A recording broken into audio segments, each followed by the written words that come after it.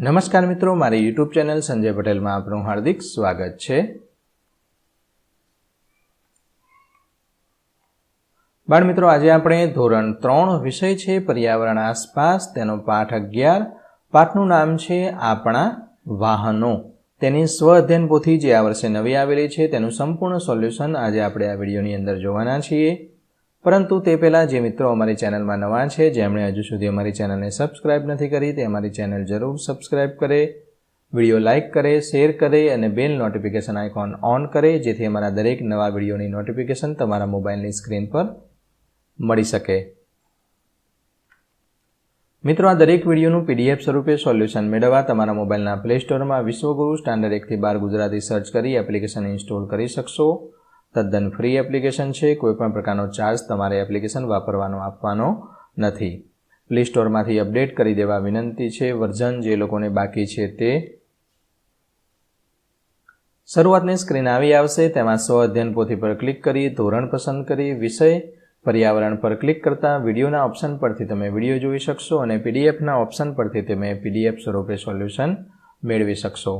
ખૂબ જ સારી એપ છે, એકવાર જરૂર ડાઉનલોડ કરીને જોજો। ચાલો સોલ્યુશન શરૂ કરીએ। તેમાં પહેલું, આપેલા વાહનોને ઓળખો અને તેનું નામ નીચે જગ્યા આપી તેમાં લખવાનું છે। ત્યારબાદ કોષ્ટકમાં વર્ગીકરણ પણ કરવાનું છે। તો આ કાર છે, આ રેલગાડી, આ સ્ટીમર,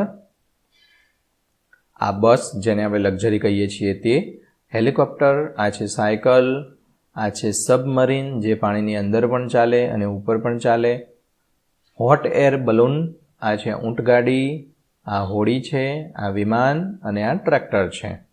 હવે વર્ગીકરણ કરવાનું છે। જમીન પર ચાલતા વાહનો, તેમાં કાર, રેલગાડી, બસ, સાયકલ, ઊંટગાડી અને ટ્રેક્ટર છે। પાણી પર ચાલતા વાહનો સ્ટીમર, સબમરીન અને હોડી છે। આકાશમાં ઉડતા અથવા ચાલતા વાહનો, તેમાં હેલિકોપ્ટર, હોટ એર બલૂન અને વિમાન છે।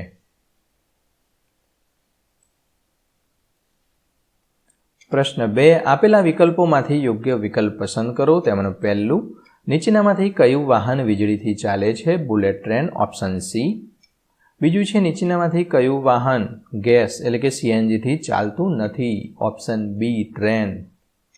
કમલેશભાઈને તાત્કાલિક અમદાવાદથી દિલ્હી જવાનું થયું છે, તો તે કયા વાહનમાં ઝડપી પહોંચી શકશે? વિમાનમાં, ઓપ્શન ડી। કયા વાહનમાં સૌથી વધારે મુસાફરો પ્રવાસ કરી શકશે? Option C, train. પાંચમું છે, કયા વાહનમાં ઈંધણની જરૂર પડતી નથી? ઓપ્શન એ, બળદગાડું। છઠ્ઠું છે, દીપ તેના પરિવાર સાથે જૂનાગઢ ફરવા ગયો છે। દીપને ગિરનાર પર્વત પર જવું છે પણ તે થાકી ગયેલો છે, તો શામાં બેસીને ઉપર જઈ શકશે? ઉડન ખટોલા, રોપવે કહીએ ને આપણે તે, ઓપ્શન બી। સાતમું, કાવ્યના મામાને અમેરિકા જવાનું છે, તો તે કયા વાહનનો ઉપયોગ કરશે? ઓપ્શન ડી, વિમાન। આઠમું છે, ધરાને દરિયામાં મુસાફરી કરવી છે, ધારા હોઈ શકે, કંઈ વાંધો નહીં, તો તે કયા વાહનનો ઉપયોગ કરશે? Option C, જહાજનો।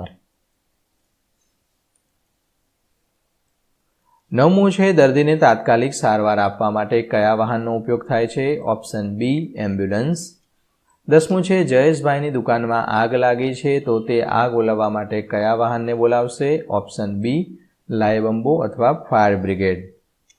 11મું છે, 108નો ઉપયોગ શેના માટે કરવામાં આવે છે? ઓપ્શન સી, દર્દીઓને ઝડપથી દવાખાને પહોંચાડવા માટે। 12મું છે, નીચેના પૈકી કયા વાહનને પૈડા હોતા નથી? ઓપ્શન બી, જહાજ। પ્રશ્ન 3, જોડકા જોડવાના છે। બસ, તેમાં ઓપ્શન સી, 6 પૈડા। બળદગાડું, ઓપ્શન ડી, 2 પૈડા। રિક્ષા, ઓપ્શન બી, 3 પૈડા। કાર, ઓપ્શન એ, 4 પૈડા। પ્રશ્ન 4, પ્રશ્નોના જવાબ લખો। તેમાંનું પહેલું, તમે કયા કયા વાહનો જોયા છે? તો મેં સાયકલ, મોટરસાયકલ, બાઇક, કાર, વિમાન, રેલગાડી, ટ્રક, બસ, રિક્ષા, હેલિકોપ્ટર વગેરે। બીજું છે, તમે કયા કયા વાહનોમાં બેસીને મુસાફરી કરી છે? તો મેં બાઇકમાં, કારમાં, રિક્ષામાં, બસમાં, રેલગાડીમાં, બળદગાડીમાં, ઊંટગાડીમાં, ઘોડાગાડીમાં વગેરે જગ્યાએ બેસીને મુસાફરી કરી છે। પ્રશ્ન 3. તમે મુસાફરી કરી ન હોય તેવા વાહનના નામ. તો વિમાન તમે મુસાફરી ના કરી હોય ને, જેમાં બેઠા ના હોય તે તમારે લખવાનું છે. વિમાન, જહાજ, ઉડન ખટોલા વગેરે વાહનોમાં. 4. તમારા ઘરે કયા કયા વાહનો છે? તો cycle, bike, motorcycle, motorcar, tractor વગેરે. 5. પહેલાંના સમયમાં કયા વાહનોમાં મુસાફરી કરવામાં આવતી હતી? તો બળદગાડું, ઘોડાગાડી, ઊંટગાડી, સાયકલ વગેરેમાં. 6. પ્રશ્ન છે, જો કોઈના ઘરે વાહન ન હોય તો તે એક જગ્યાએથી બીજી જગ્યાએ જવા માટે કયા કયા વાહનોનો ઉપયોગ કરે છે? તો એક જગ્યાએથી બીજી જગ્યાએ જવા માટે રિક્ષા, બસ કે ટ્રેનનો ઉપયોગ કરે છે. 7મો પ્રશ્ન, 108 એમ્બ્યુલન્સનો ઉપયોગ શા માટે કરવામાં આવે છે? તો અકસ્માતથી ઘાયલ થયેલા દર્દીને તાત્કાલિક દવાખાને પહોંચાડવા માટે 108 એમ્બ્યુલન્સનો ઉપયોગ થાય છે. 8મો પ્રશ્ન છે, પહેલાંના સમયમાં કયા કયા પ્રાણીઓનો ઉપયોગ મુસાફરી કરવા માટે થતો હતો? તો પહેલાંના સમયમાં મુસાફરી કરવા માટે ઊંટ, બળદ, ઘોડા, હાથી જેવા પ્રાણીઓનો ઉપયોગ કરવામાં આવતો હતો.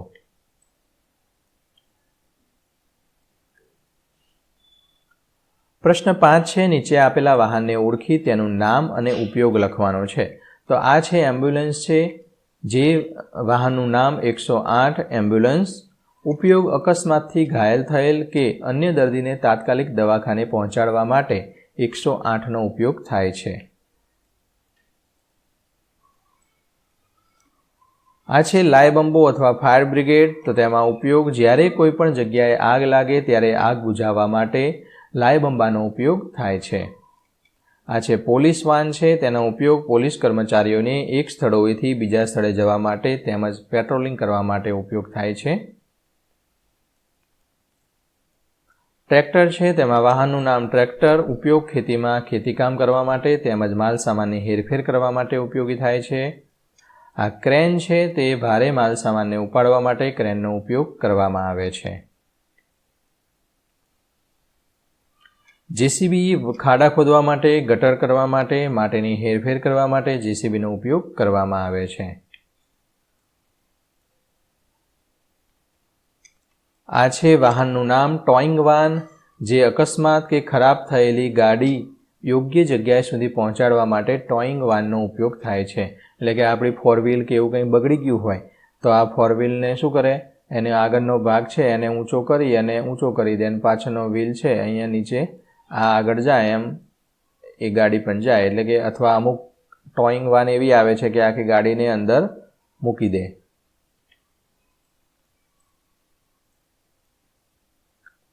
પ્રશ્ન 6. ચિત્રમાં આપેલા વાહનોની સરખામણી કરી નીચે આપેલી માહિતી ભરવાનો છે. તો અહીંયા છે, આ બસ છે, કાર છે ને હોડી છે. તો ક્યાં ચાલે? તો જમીન પર, આ પણ જમીન પર, આ પાણીમાં ચાલે. કેટલા પૈડા છે? તો આમાં 6 પૈડા, આમાં 4 પૈડા, આમાં 0 પૈડા.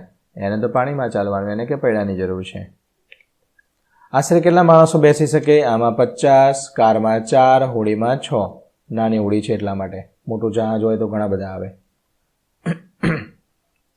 બસમાં ઈંધણ વપરાય છે કે હા? કારમાં પણ વપરાય છે, હોડીમાં ના. અત્યારે ઈંધણવાળી પણ આવી છે, પણ આની અંદર ઈંધણ નથી વપરાતું, કારણ કે આ જે હોય છે તરાપો એનાથી હોડીને હંકારવાની હોય છે. પ્રદૂષણ ફેલાવે તો બસ ફેલાવે, કાર ફેલાવે, હોડી ફેલાવે નહીં. સમય કેટલો લે? આ બહુ ઓછો સમય લે, આ પણ ઓછો સમય લે, આ થોડો વધારે સમય લે હોડી. ઝડપ કેટલી છે? તો આની વધારે છે, આની વધારે, આની ઓછી. પ્રશ્ન 7. નીચે આપેલા વાહનોને ગતિ એટલે કે ઝડપને આધારે ચડતા ક્રમમાં ગોઠવો. ચડતો ક્રમ એટલે કે ઝડપ, સૌથી ઓછી ઝડપ, પછી સૌથી વધારે ઝડપ, એનાથી વધારે, એનાથી વધારે, એનાથી વધારે. ઓકે, તો બળદગાડું છે એની સૌથી ઓછી ઝડપ હોય. ત્યારબાદ એનાથી વધુ સાયકલની, સાયકલથી વધુ રિક્ષાની, રિક્ષાથી વધુ મોટરસાયકલની, મોટરસાયકલથી વધુ બસની, બસથી વધુ ટ્રેનની, કારણ કે એને તો કોઈ ટ્રાફિક નડવાનું જ નથી, અને સૌથી વધુ વિમાનની. ચડતો ક્રમ 1, 2, 3, 4, 5 સીડી ચડવાની, અને બોલીએ તો 1, 2, 3, 4 એમ બોલાય ને, એટલે નાને તેનાથી મોટું. તો મિત્રો, આશા રાખું કે આ વિડીયો છે તેનું સોલ્યુશન તમને સારી રીતે સમજાઈ ગયું હશે.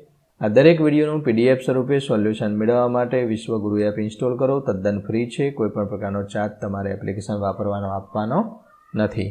ફરી મળીશું આગળના વિડીયોમાં. ત્યાં સુધી આવજો.